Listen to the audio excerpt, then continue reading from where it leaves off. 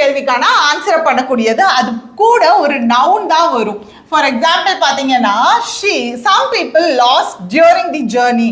அப்போ அந்த ஜேர்னியின் பொழுது தொலைஞ்சு போனாங்க.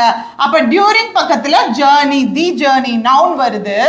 அண்ட் ஃபார்ன்ற பொழுது எவ்வளவு நேரம் அப்படின்றத குறிக்கிறதுக்கு ஃபார் அப்படின்றத யூஸ் பண்ணலாம். we have known each எவ்வளவு காலம் எவ்வளவு நேரம். we have known each other for a long time எங்களுக்கு ரொம்ப காலமாக எங்களுக்கு ஒருத்தர் தெரியும். அப்போ ஃபார்ன்றது ஒரு டைம் பீரியட் கூட நம்ம யூஸ் பண்ணுவோம்.